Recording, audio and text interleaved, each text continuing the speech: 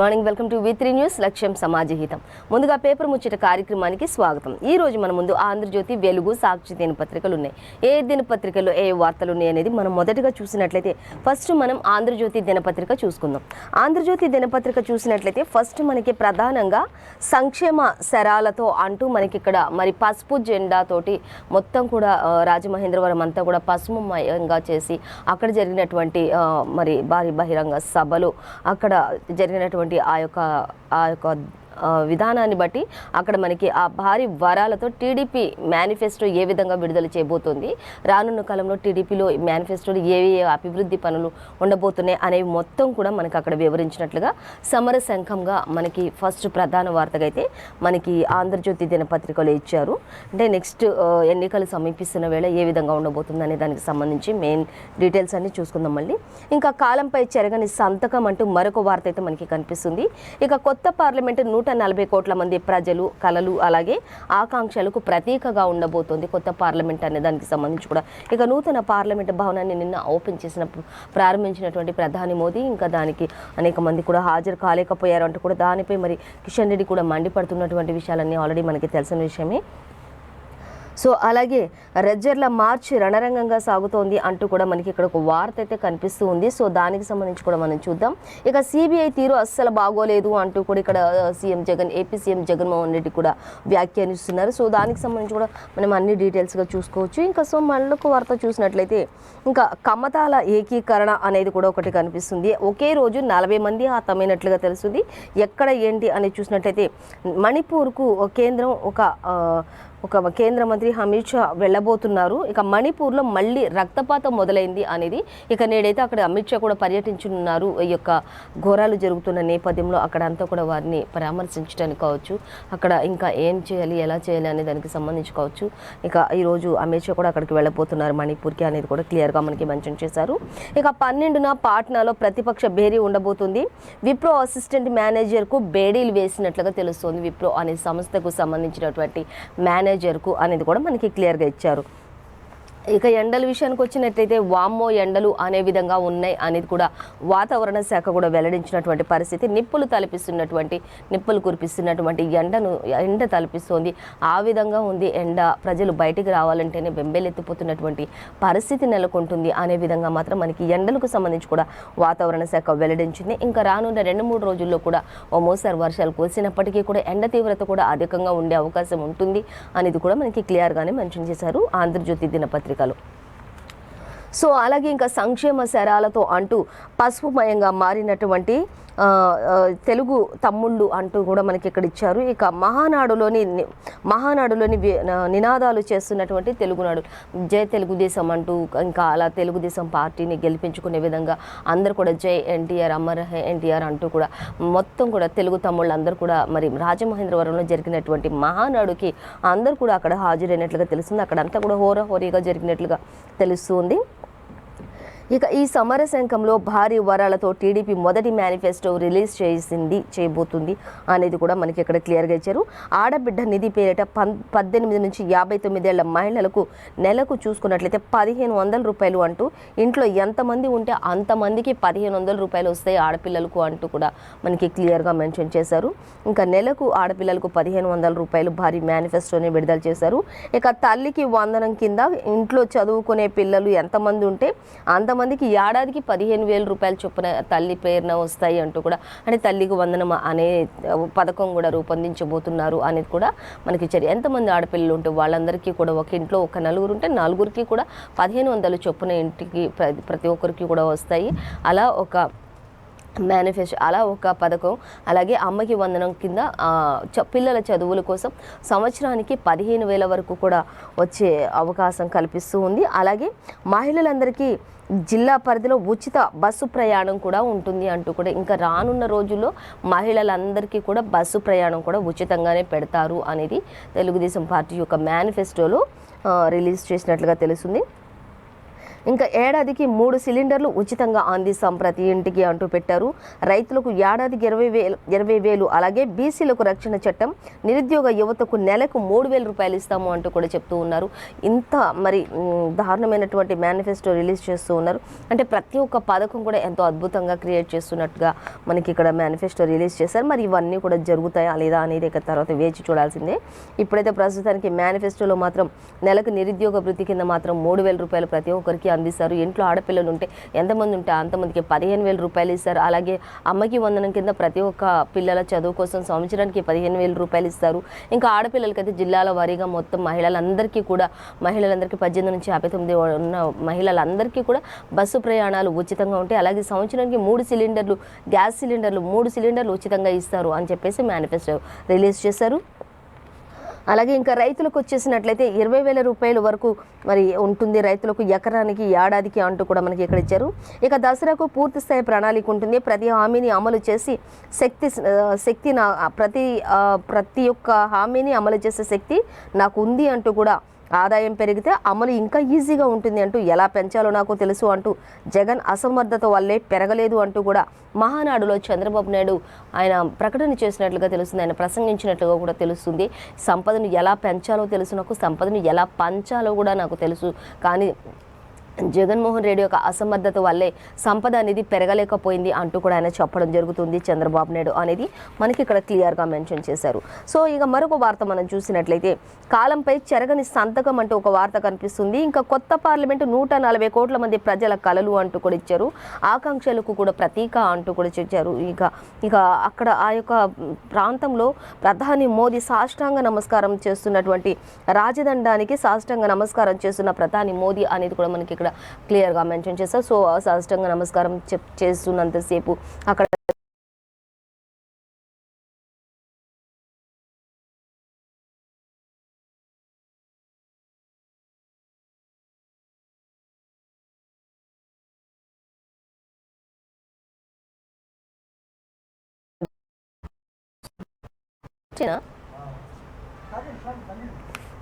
అయితే కాలంపై చెరగని సంతకం అంటూ మనకి ఇక్కడ ఒక వార్త అయితే క్లియర్గా కనిపిస్తుంది.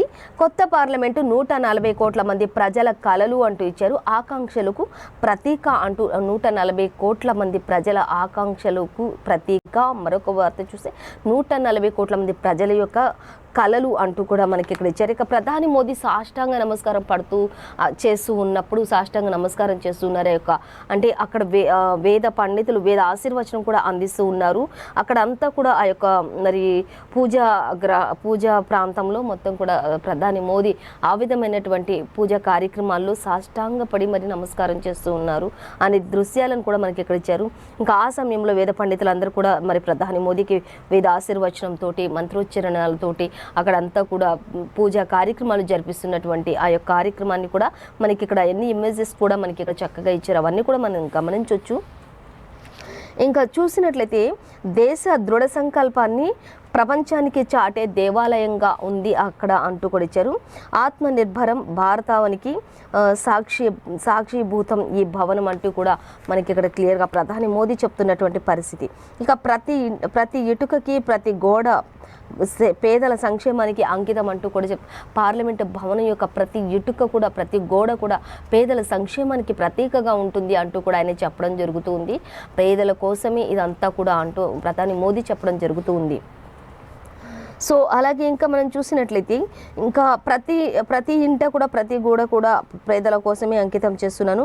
ఎంపీల సంఖ్య పెరిగితే ఎలా అంటూ అందుకే కొత్త భవనం కూడా చేపట్టాను అంటూ కూడా ఇంకా రానున్న కాలంలో ఎంపీలు కూడా పెరిగే అవకాశం ఉంటుంది. కాబట్టి వాళ్ళందరూ పెరిగినప్పుడు ఇంకా ఎలా ఉంటుంది కాబట్టి ఈ కొత్త భవనాన్ని ప్రారంభించడం జరిగింది అంటూ కూడా మనకి ఇక్కడ చెప్పడం జరుగుతుంది. Excuse me. సో అలాగే నాడు గాంధీ సహాయ నిరాకరణ ఉద్యమ స్ఫూర్తితోనే మళ్ళీ 25 ఏళ్ల ప్రజలంతా స్వాతంత్ర్యం కోసం పోరాడారు అంటూ కూడా చెప్తూ ఉన్నారు. ఇంకా ప్రజలందరూ కూడా ఈ యొక్క స్వాతంత్రం కోసమే పోరాడారు. రానున్న 25 ఏళ్ళు మనం కూడా అలాగే కృషి చేయాలి అంటూ కూడా ఆయన చెప్తూ ఉన్నారు. సో ఇంకా మనం చూస్తే భారత్ను అభివృద్ధి చెందించే దేశంగా మార్చాలి ఈ దేశాన్ని అంటూ కూడా ప్రధాని మోదీ ప్రతి ఒక్కరికి కూడా హితవు పలికినట్లుగా తెలుస్తుంది. ఉంది. సో ఇంకా అవన్నీ కూడా మనం ఇంకా చాలా డీటెయిల్స్ కూడా ఇచ్చారు. సభాపతి స్థానంలో పక్కనే రాజదండం ప్రతిష్టాపన కూడా హాజరైన జగన్, అలాగే బీఆర్ఎస్ సహా 20 విపక్షాలు హాజరైన జగన్ హాజరయ్యారు. ఇంకా బీఆర్ఎస్ సహా 20 విపక్షాలు హాజరు కాలేదు, గైర్హాజరయ్యాయి అంటూ కూడా మనకి ఎక్కడ ఇచ్చారు. ఇక పట్టాభిషేకంలా భావిస్తున్నారు అనేది కూడా మనకి ఇక్కడ ఒక వార్త అయితే ఇచ్చారు. చూద్దాం.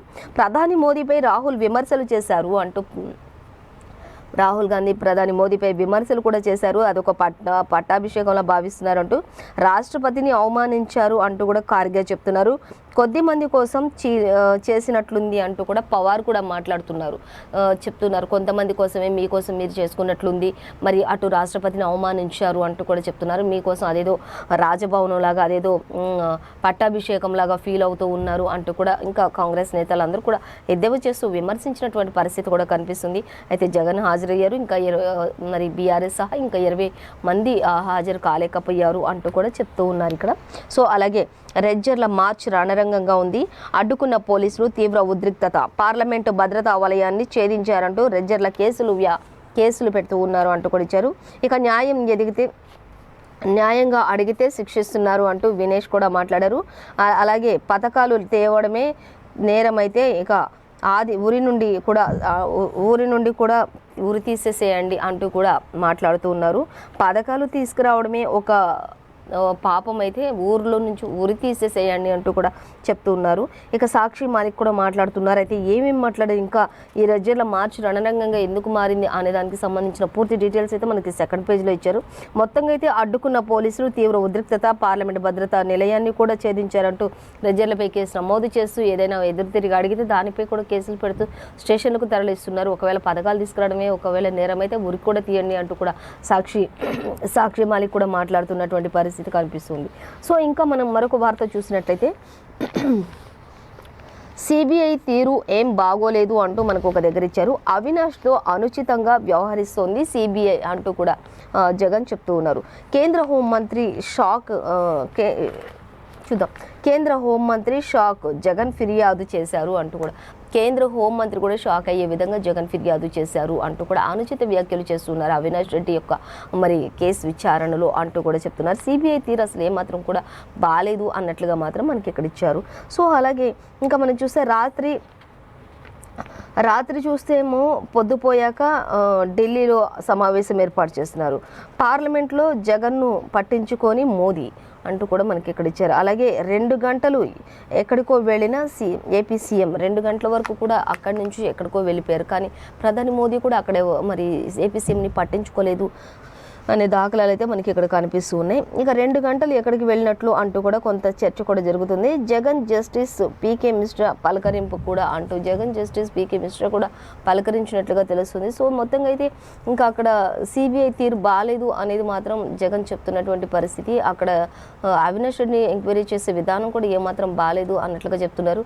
రాత్రులు చూసే పొద్దుపోయినాక అంటే మొత్తం చీకటి పడి అందరూ ఇళ్లకు వెళ్ళిపోయే టైంలో విచారణ కొనసాగించాలి అంటూ రావడం ఇదంతా కూడా కొంత విడ్డూరంగా ఉంది అంటూ చెప్తూ ఉన్నారు. సో అలాగే మరొక వార్త మనం చూసినట్లయితే ఇక పార్లమెంటు భవనం శవపేటిక ఆకారంలో ఉంది అంటూ కూడా ఆర్జేడీ వివాదాస్పద ట్వీట్ కూడా చేసినట్లుగా తెలుస్తుంది. పార్లమెంటు భవనం మొత్తం శవపేటిక ఆకారంలో ఉంది తప్పితే అదొక పార్లమెంట్ లాగా లేదు అన్నట్లుగా కూడా కొంతమంది ట్వీట్ కూడా చేస్తూ ఉన్నారు. ఇక శవపేటిక మీ భవిష్యత్తు అంటూ బీజేపీ గురించి కూడా మాట్లాడుతున్నట్లుగా తెలుస్తుంది. సో ఇంకా మరిన్ని డీటెయిల్స్ అయితే మనకి సెకండ్ పేజ్లో చూడొచ్చు. అలాగే ఇక కమ్మతాల ఏకీకరణ అనే దానికి సంబంధించి మనం చూసినట్లయితే మళ్ళీ తెరపైకి ప్రతిపాదన నివేదిక ఇవ్వాలని రెవెన్యూ శాఖకు సీఎం ఆదేశాలు జారీ చేశారు అనేది మనకి ఇక్కడ ఒక వార్త కనిపిస్తుంది. ఇంకా అలాగే మనం చూసినట్లయితే సాధ్యాసాధ్యాలపై CCLA అధికారులతోనూ చర్చ. 2016లోనే జీవోలు రైతుల వ్యతిరేకతతో వెనక్కి తగ్గినటువంటి జీవోలు అంటూ కూడా మనకి ఇక్కడ ఇచ్చారు. ఇక అలాగే అమలు సాధ్యం కాలేదు. అయితే తాజాగా సీఎం ఇంకా చూసుకుంటే ఆదేశాలతోటి మరోసారి ఈ విషయం అంతా తెరపైకి వచ్చింది అంటూ కూడా చెప్తూ ఉన్నారు. సో ఇంకా దానికి సంబంధించిన డీటెయిల్స్ అన్ని కూడా సెకండ్ పేజీలో మనం చూడొచ్చు. అలాగే మరొక వార్త చూస్తే 12న పాట్నాలో ప్రతిపక్ష భేరీ కొనసాగుతుంది అంటూ ఇచ్చారు. ఇది సన్నాహకమే అంటూ తదుపరి ప్రధాన భేటీ కూడా కొనసాగుతుంది అంటూ ఇచ్చారు. 18కి పైగా పార్టీలు హాజరయ్యే అవకాశం ఉంటుంది. బీహార్ సీఎం నితీష్ కుమార్ సారథ్యంలో ఇదంతా కూడా కొనసాగుతుంది అనేది కూడా మనకి ఇక్కడ ఇచ్చారు. 2024 ఎన్నికలకు వ్యూహ రచనే లక్ష్యంగా ముందుకు సాగుతారు అనేది కూడా మనకి ఇక్కడ ఇచ్చారు. సో 2024 ఎన్నికల కోసం ప్రతి ఒక్కరు కూడా ముందుగానే వ్యూహ రచన రచిస్తున్నారు. అంటే ఒక పార్టీ అని కాదు, ప్రతి పార్టీ కూడా ఖచ్చితంగా 2024 ఎన్నికల్లో మాత్రం మాదే పై చెట్టు ఎవరికి వారుగా అయితే ధీమా వ్యక్తం చేస్తున్నటువంటి పరిస్థితి అయితే మనం గమనించవచ్చు. ప్రతి పార్టీ కూడా ఎవరికి వాళ్ళుగా ధీమా వ్యక్తం చేస్తున్నారు. ఎక్కడ కూడా ఎవరు కూడా తగ్గట్లేదు. ముందుగానే ప్రతి ఒక్కరు వ్యూహ రచనలు రచిస్తూ ఉన్నట్లుగా తెలుస్తుంది. ఇక 12న పాట్నాలో ప్రతిపక్ష భేరీ కూడా కొనసాగబోతుంది అనేది కూడా మనకి ఇక్కడ ఇచ్చారు. ఇది మొత్తం కూడా 2000 ఎన్నికలకు సంబంధించి లక్ష్యంగా ముందుకు వెళ్తారు. ఇక పార్లమెంటు ప్రారంభాన్ని బహిష్కరించినటువంటి రోజే సమావేశ తేదీ కూడా ప్రకటన చేయబోతున్నారు అంటూ కూడా మనకి క్లియర్గానే మెన్షన్ చేశారు. ఇక విప్రో అసిస్టెంట్ మేనేజర్కు బేడీలు వేశారు అనేది కూడా మనకి ఇక్కడ ఒక వార్త అయితే కనిపిస్తుంది.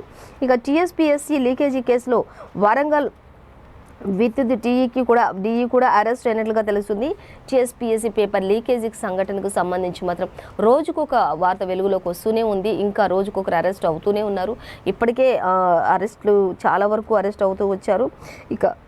ఇంకా చూసినట్లయితే ఇప్పుడు వరంగల్ విద్యుత్ డిఈ కూడా అరెస్ట్ అయిన, అంటే బడా నేతలు మాత్రమే ఈ యొక్క కేసులో ఉన్నట్లుగా తెలుస్తుంది. ఇంకా తీగలాగితే డొంక కదిలినట్లుగా ఒక్కొక్కరుగా బయటకు వస్తూ ఉన్నారు అన్నట్లుగా మాత్రం మనకి ఇక్కడ ఇచ్చారు. సో అయితే ఇప్పుడైతే విద్యుత్ శాఖ అధికారి కూడా డిఈ కూడా అరెస్ట్ అయినట్లుగా తెలుస్తుంది. హైదరాబాద్లో అతను కోచింగ్ సెంటర్లో ఫ్యాకల్టీగా కూడా ఉన్నారు అంటూ తెలుస్తుంది. 20 మందికి ఈ పేపర్ను లీక్ చేశారు. 46కు చేరుకున్న అరెస్టుల సంఖ్య అంటూ కూడా తెలుస్తుంది. ఇద్దరితో మొదలైన అరెస్టుల సంఖ్య 46కు దాటింది, చేరువైంది అంటూ కూడా మనకి ఇక్కడ ఇచ్చారు. ఇక ఎండల విషయానికి వచ్చినట్లయితే వామ్మో ఎండలు అంటూ నల్లగొండ జిల్లా నిడమనూరులోని 46.1 డిగ్రీల సెల్సియస్గా ఎండ నమోదవుతుంది అనేది కూడా మనకి క్లియర్గా ఇచ్చారు. సో ఇంకా ఈ ఎండలతోటి అక్కడ ప్రజలంతా అతలంకుతలం అల్లకల్లోలం అవుతున్నటువంటి పరిస్థితి. వడదెబ్బలతో మరో 3 కూడా మృతి చెందినట్లుగా తెలుస్తుంది. రాష్ట్రంలో నేడు రేపు పలు చోట్ల వానలు పడే అవకాశం ఉంది. కాస్త వాతావరణ శాఖ నిమ్మలించే అవకాశం ఉండొచ్చు.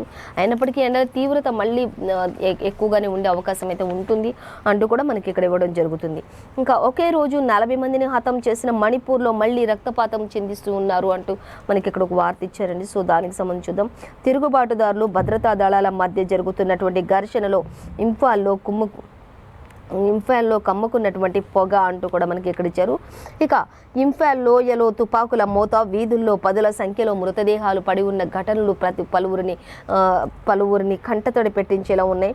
ఇక హతులు చూసినట్లయితే కుకీ ఉగ్రవాదులన్న సీఎం బీర్ సింగ్ అంటూ కూడా ఇచ్చారు.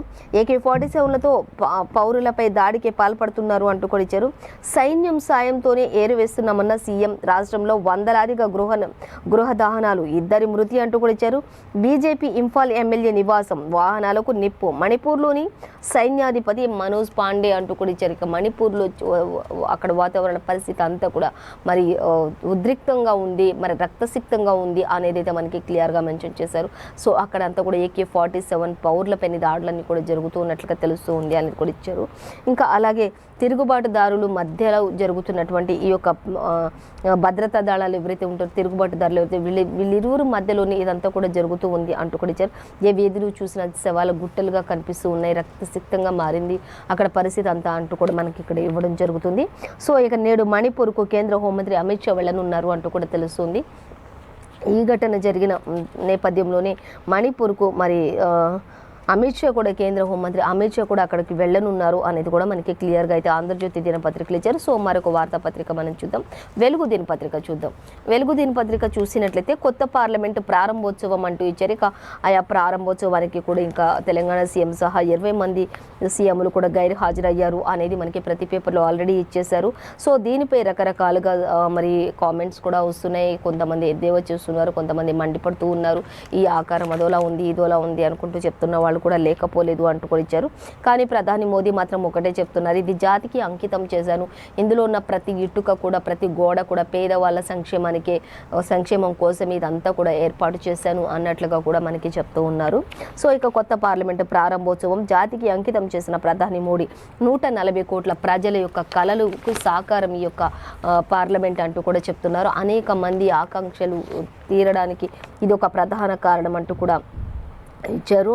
అలాగే ఇంకా ఈ యొక్క పార్లమెంటు ప్రతిబింబం అంటూ కూడా చెప్తూ ఉన్నారు. పేదలు అట్టడుగు వర్గాల సాధికారతకు దారి చూపుతాను అంటూ కూడా ప్రధాని మోదీ చెప్తున్నారు. ఇంకా ఈరోజు చిరస్థాయిగా నిలిచిపోతుంది అంటూ కూడా ప్రధాని మోదీ చెప్తూ ఉన్నటువంటి పరిస్థితి. ఆయా ప్రాంతం అంతా కూడా పూజా కార్యక్రమాలతో జరుగుతున్నంతసేపు కూడా ప్రధాని మోదీ భక్తి శ్రద్ధలతోటి ఆయా ప్రాంతాలన్నింటిలో ఆయన సాష్టాంగ నమస్కారం చేస్తూ ప్రతి ఒక్క మరి పూజా గది దగ్గర కావచ్చు, మరి ప్రధాన ద్వారం దగ్గర కావచ్చు, ఆయన సాష్టాంగ నమస్కారాలతో అక్కడంతా కూడా పూజా కార్యక్రమాలు జరిపినట్లుగా అనేక మంది పూజారులతోటి మరి అక్కడ పూజా కార్యక్రమాలు జరిపినట్లుగా తెలుస్తుంది. ఇంకా ఆయనకు పండితులు వేద ఆశీర్వచనం కూడా అందించినట్లుగా కూడా తెలుస్తుంది అనేది అయితే మనకి క్లియర్గానే మెన్షన్ చేశారు. అలాగే పేదల కోసమే ఇది, అట్టడుగున ఉన్న వారి కోసమే ఇది ఇంతగా శ్రమించాము అంటూ చెప్తున్నారు. ఈ రోజు అనేది ఒక చిరస్థాయిగా నిలిచిపోతుంది అంటూ కూడా చరిత్రలో చెప్తున్నారు ప్రధాని మోదీ. అధికార మార్పిడికి చిహ్నమైన సింగోల్కు కూడా ఇప్పుడు సరైన గౌరవం దక్కిందని కూడా కామెంట్ చేస్తూ ఉన్నారు ప్రధాని మోదీ అనేది కూడా మనకి క్లియర్గా చేయక. లోక్సభలో రాజధానం ఏర్పాటు 75 రూపాయల కాయిన్ స్టాంప్ రిలీజ్ కూడా చేస్తున్నారు. మరి స్వాతంత్ర్యం వచ్చి 75 సంవత్సరాలైన నేపథ్యంలో 75 రూపాయల కాయిన్ కూడా రిలీజ్ చేస్తున్నారు అనేది కూడా మనకి ఇక్కడ ఒక వార్త అయితే క్లియర్గా మెన్షన్ చేశారు. సో అది కూడా రిలీజ్ ఆల్రెడీ చేసేస్తారు అనేది కూడా మనకి తెలుస్తుంది. ఇంకా రాహుల్ గాంధీ కూడా చెప్తూ ఉన్నారు, దీనికి పట్టాభిషేకంలో మోడీ ఫీల్ అవుతున్నారు ఈ యొక్క పార్లమెంటుని ఓపెన్ చేసి ప్రారంభించి అంటూ తెగ ఫీల్ అయిపోతున్నారు. పార్లమెంటుని పట్టాభిషేకంతో జరుగుతున్నట్లుగా కొత్త పార్లమెంటు భవన ప్రారంభోత్సవాన్ని ప్రధాని మోడీ తన పట్టాభిషేకం లాగా ఫీల్ అవుతున్నారు అంటూ, పార్లమెంట్ అనేది ప్రజల గొంతుక అంటూ, ప్రజాస్వామ్యత దేశ నీతి అంటూ, రాజ్యాంగ విలువలకు అవమానం జరుగుతుంది అంటూ కూడా ప్రధానిని ఉద్దేశించి రాహుల్ కూడా మాట్లాడుతున్నటువంటి పరిస్థితి. ఏదో ఆయన పట్టాభిషేకం జరుగుతున్నట్లు ఫీల్ అవుతున్నారు, కానీ అక్కడ పార్లమెంటు ఓపెనింగ్ అన్నట్లుగా లేదు అన్నట్లుగా మరి ప్రధాని గురించి రాహుల్ కూడా ఎద్దేవా చేస్తూ మాట్లాడుతున్నటువంటి పరిస్థితి మనకి ఇక్కడ క్లియర్గా మెన్షన్ చేశారు. సో మరొక వార్త చూస్తే ఇక 4 రోజులు వానలు పడే అవకాశం ఉంది అంటూ ఇచ్చారు. ఇంకా ఎల్లో అలర్ట్ జారీ చేశారు ఇప్పటికే వాతావరణ శాఖ అంటూ కూడా మనకి ఇక్కడ ఇచ్చారు. ఇక ఆదివారం పలు చోట్ల వర్షాలు బీభత్సం సృష్టించాయి అనేది కూడా తెలుస్తుంది పలు ప్రాంతాల్లోని. ఇక అదే స్థాయిలో ఎండలు కూడా నల్గొండ జిల్లాలోని అత్యధికంగా 46.1 డిగ్రీల సెల్సియస్గా నమోదవుతుంది అంటూ మనకి ప్రతి పేపర్లో కూడా యాజ్ ఇట్ ఈస్గా ఇచ్చారు. ఈ యొక్క వడదెబ్బ కారణంగా అనేక మంది మృత్యువాత కూడా పడుతూ ఉన్నారు అనేది కూడా మనకి క్లియర్గానే మెన్షన్ చేశారు. ఇక వచ్చే 2 రోజులు మాత్రం వచ్చే 2 రోజులు కూడా టెంపరేచర్లు తగ్గే ఛాన్స్ అయితే ఉంటుంది. ఒకవేళ మళ్ళీ వర్షాలు తగ్గినట్లయితే మళ్ళీ ఎండ కూడా తీవ్రంగానే ఉండే దిశగా ఉంటుంది వాతావరణ శాఖ వెల్లడించినట్లుగా తెలుస్తుంది. ఇక గిన్నిస్ దిశగా కంటి వెలుగు ప్రారంభించాము అంటూ కూడా చెప్తున్నారు. 83 రోజుల్లోనే 1.54 కోట్ల మందికి టెస్టులు చేశాము అంటూ కూడా గడువు ముగిసినా కూడా ఇంకా చాలామంది ఈ యొక్క టెస్ట్ల కోసం ఇంకా వస్తూనే ఉన్నారు అంటూ గిన్నిస్ రికార్డు దిశగానే పయనిస్తున్నాం, అలాగే ఇది కూడా జరుగుతూ ఉంది అంటూ కూడా మనకి ఇక్కడ ఇచ్చారు. ఇక కాళేశ్వరం ఇంకా మిస్టరీగానే మిగిలిపోయింది అనేది కూడా మనకి ఇక్కడ ఒక వార్త అయితే సంచలనంగా ఇచ్చారు. సో అది కూడా మనం చూడొచ్చు. అంటే కన్నేపల్లి పంప్ హౌస్ వద్ద 10 నెలలుగా సీక్రెట్గానే పనులు జరుగుతూ ఉన్నాయి అనేది మనకి క్లియర్గా మెన్షన్ చేశారు. సో మనం ఈరోజు ఏ పేపర్లో చూసినా కూడా మనకి మెయిన్ ఇంపార్టెంట్ అంటే మనకి పార్లమెంటు ప్రారంభోత్సవానికి సంబంధించి, అలాగే కాళేశ్వరానికి సంబంధించి, ఇంకా దానికి ఎంతమంది హాజరయ్యారు, ఎంతమంది గైరు హాజరయ్యారు, అలా దానికి సంబంధించి, అలాగే ఇంకా ప్రతిపక్షాలలో మరి పాట్నాలో జరిగేటటువంటి కార్యక్రమాలు, ఇంకా ఒకే రోజు 40 మంది హతమయ్యారు మణిపూర్లో అని ప్రతి పేపర్లో కూడా మనకి యాజ్ ఇట్ ఈస్ గానే ప్రతి న్యూస్ కూడా ఇచ్చారండి. సో ఇదండి ఇవాల్టి పేపర్ ముచ్చట కార్యక్రమం విశేషాలు. మరో పేపర్ ముచ్చట కార్యక్రమంతో మళ్ళీ రేపు కలుసుకుందాం. అంతవరకు చూస్తూనే ఉండండి V3 న్యూస్, లక్ష్యం సమాజ హితం.